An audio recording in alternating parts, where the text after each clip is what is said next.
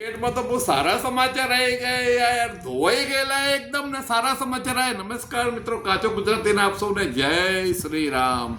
સૌથી પહેલા તો આપણે મેન્સ ક્રિકેટની વાત કરીએ. વિમેન્સ ક્રિકેટમાં બી સારા સમાચાર છે. શું થયું? T20 સિરીઝ હતી, પહેલી ધોવાઈ ગઈ, બીજી 4 હારી ગયા.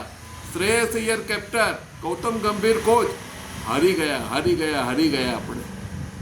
મિત્રો કેવી રીતે હારી ગયા મને ખબર નથી કેવી. મેં આપણે કારણો બધા ચર્ચા કર્યા છે, પણ કેપ્ટનશીપમાં કોઈ ક્રિએટિવિટી નહોતી, કોચનો પ્રોબ્લેમ હતો, ખેલાડીઓનું ફોર્મ હતું, ખેલાડીઓની વચ્ચે સંકલનનો અભાવ હતો, મોટિવેશનનો અભાવ દેખાયો. આ બધા કારણો હતા. એટલે કંઈ ને કંઈ કોઈની પર તલવાર તો પડવાની જ છે. એ જોઈએ ગૌતમ પર પડે છે કે શ્રેયસ પર પડે છે. તલવાર તો પડશે જ. હવે આપણે સારી વાત કરીએ. હવે તો સારી વાત કરવાનો ટાઈમ એ ગયો છે. વન ડેની સિરીઝ ચાલુ થઈ ગઈ છે અને પહેલી જ મેચમાં આપણે જીતી ગયા. 3 ODI છે ઇંગ્લેન્ડ સામે. પહેલી મેચમાં જ આપણે જીતી ગયા. કેવી રીતે જીતી ગયા? તો કે 4 વિકેટ જીતી ગયા. જોરદાર રીતે જીતી ગયા મિત્રો. એ લોકોએ તો સારા રન કર્યા ઇંગ્લેન્ડવાળાએ. પહેલાં તો ધોવાઈ ગયેલા, 126 હતી, પણ પછી સારા 200 ઉપર કરી ગયા. પણ ગિલ બહુ સારું રમ્યો, 80 રન કર્યો, રિટાયર્ડ હર્ટ થયો. એટલે એને થોડી ફિટનેસ એને ઇમ્પ્રૂવ કરવી પડશે. અને આપણા 2 ઓલરાઉન્ડરો એનું અક્ષર પટેલ અને વોશિંગ્ટન સુંદર, એ બંને 50 કરીને અનબીટન 100 રનની પાર્ટનરશિપ કરી. 200 રનની પાર્ટનરશિપ થઈ. એક તો અક્ષર અને સુંદર વચ્ચે તો ખરી જ, ઉપરથી ગિલ અને અય્યર વચ્ચે, કેપ્ટન ને વાઇસ કેપ્ટન વચ્ચે. વિરાટ કોહલી અને બુમરાહ 3 આની અંદર હતા.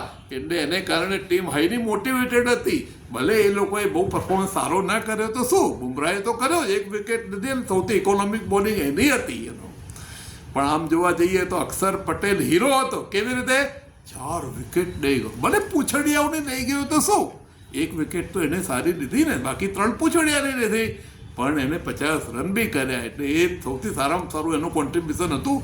અક્ષર પટેલને આપણે જો T20માં જોયો હોય તો એને બેટિંગ કરતાં બિલકુલ ફાવતી જ નહોતી. એવો નોટ એબલ ટુ કનેક્ટ, એવી કન્ડિશન હતી. એવી કન્ડિશનમાંથી આવીને 6 ને 4 આરામથી મારતો હતો.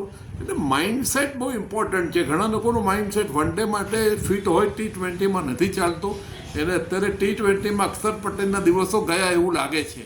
અને હવે આવી ગયા છે એના ODIમાં દિવસો. શ્રેયસ અય્યર બી સારું રમ્યું, 32 રને આઉટ થયો, પણ હી પ્લેડ ગુડ.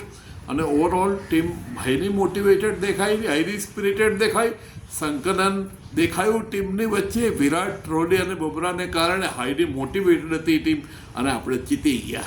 બીજી 2 મેચમાં બી જીતવાનું રહ્યું. વિમેન્સમાં શું થયું? અને હા, એક વાત તો કરવાનું ભૂલી ગયો, એ 4 હાર્યા. એ પહેલાં આયર્લેન્ડમાં બી આપણા 2 હારેલા. એટલે 2 ને 4, 6 હાર્યા પછીની આ જે વિક્ટરી છે આપણા માટે ખૂબ સિગ્નિફિકન્ટ છે.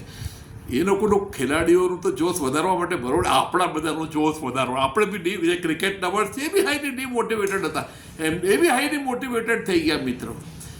વિમેન્સમાં વાત કરીએ તો એવી દશા હતી. એ લોકોને બી T20 ખરાબ થયા અને T20 હારી ગયા એ લોકો. અને પછી 1 ઓફ ટેસ્ટ હતી એમને. કેટલી હતી? એકમાત્ર ટેસ્ટ. અને હરમનપ્રીત કૌરની ટીમે શું કમાલ કર્યો છે! શું 270 રને ઇંગ્લેન્ડને હરાવી દીધા ટેસ્ટમાં. 270 રન. ઇંગ્લેન્ડની હાલત તો એટલી બધી ખરાબ હતી, કોઈ રમી જ શકતું નહોતું આપણી સામે. સ્નેહ રાણાએ 4 વિકેટ લીધી અને બહુ સારો પરફોર્મન્સ કર્યો. બેટિંગની અંદર કોણે કર્યો પરફોર્મન્સ સારો? તો સૌથી સારો પરફોર્મન્સ મંદાના અને યાસ્તિકાએ કર્યો. એટલે મંદાનાએ બંને ઇનિંગમાં 50 મારી અને 153 રન કર્યા. યાસ્તિકાએ પહેલી ઇનિંગમાં 50 મારી, સેકન્ડ ઇનિંગમાં સેન્ચુરી મારી અને 163 રન કર્યા.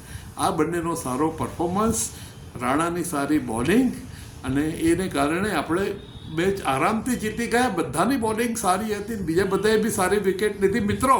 પણ બહુ જ સારો પરફોર્મન્સ કર્યો.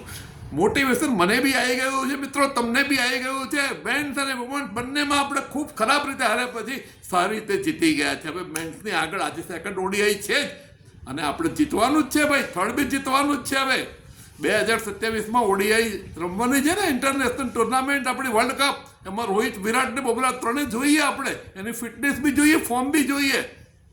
દેખો આગે હોતા હૈ ક્યા. આભાર. Thank you so much. So nice of you.